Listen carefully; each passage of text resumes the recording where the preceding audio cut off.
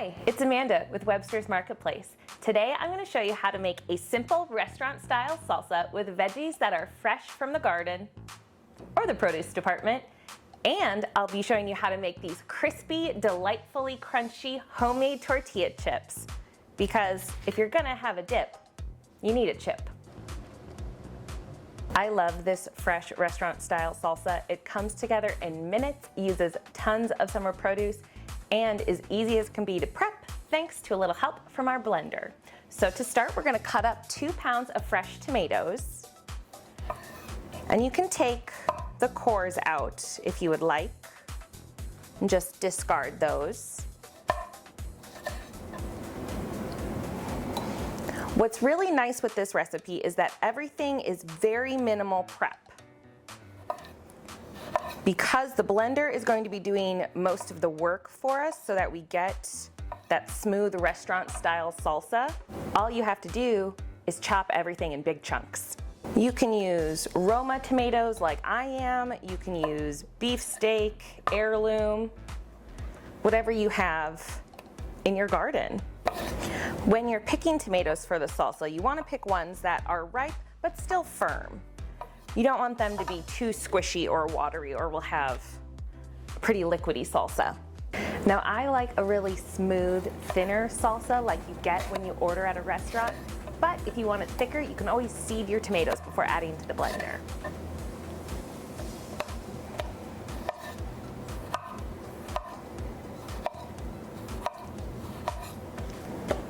Then once all the tomatoes are cut, we're going to add a green bell pepper,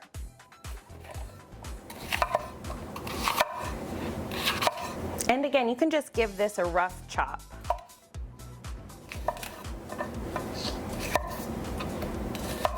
Okay. And next, for a little bit of heat, we are going to add a jalapeno pepper. And that's another reason why I love this homemade salsa recipe. You can completely customize the level of spice you want. So if you don't want it as spicy, go ahead and discard the ribs and seeds of the pepper. If you like it spicier, you can leave them in. If you like it really spicy, you can add 2 or 3 jalapenos. It's really whatever you prefer.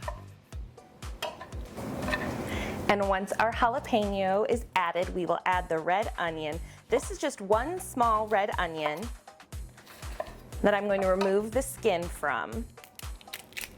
And if you don't have red onion in your garden, or they're out of it at the store, you can use a white onion, you can use a sweet yellow onion, whatever you have on hand.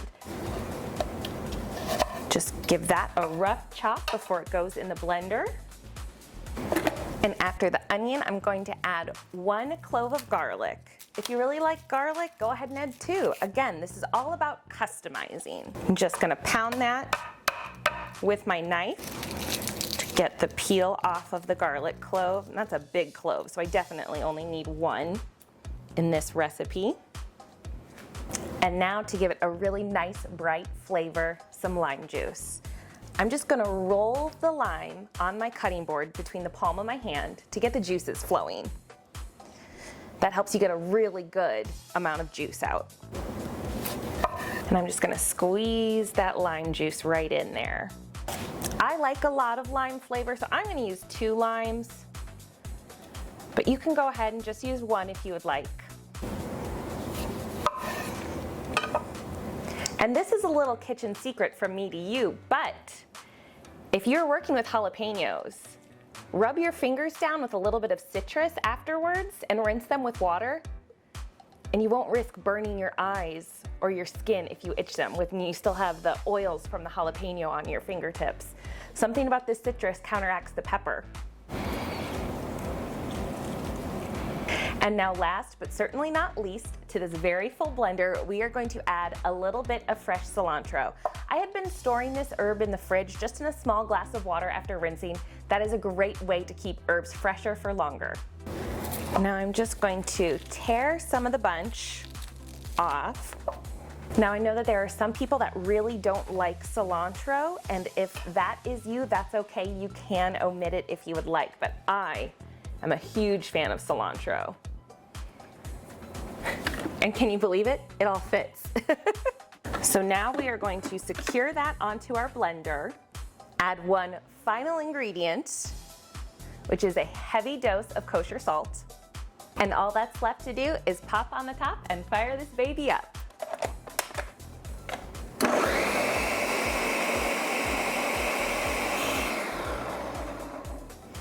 And that's all it took, 30 seconds, and now we have perfect salsa. Now I'm just gonna pour the salsa into a bowl and stick it in the fridge while we make our tortilla chips.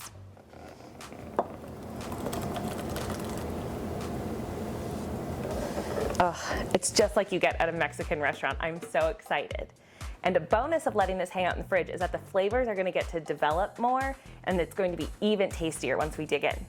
I don't know about you, but when I make fresh salsa and then go to grab a bag of chips and discover that the bag is half air and half broken chip pieces, I am brokenhearted. So I'm gonna show you how to make homemade tortilla chips that are golden brown, crispy, and delicious. And it all starts with a corn tortilla. So all I'm going to do is take a stack of tortillas and cut them into the traditional tortilla shape by going in 1/2 and cutting them in half the other direction. And now we have perfect little tortilla triangles that are ready for the fryer. You'll fry the tortillas in hot oil, making sure to keep them moving throughout the oil so that they don't stick or clump together. When they are lightly golden brown, remove them from the oil to a cooling rack set over a paper towel lined baking tray. This will help catch any excess oil and help keep the chips crispy. Finish with a generous sprinkling of salt before serving with that homemade salsa. And there you have it. Homemade tortilla chips that are just as fresh and delicious as your homemade salsa. As always, you can find this entire recipe saved to our Webster's Recipe photo album, or grab a printed copy and all of the ingredients you need to make this delicious recipe in store. We'll see you next time. Bye!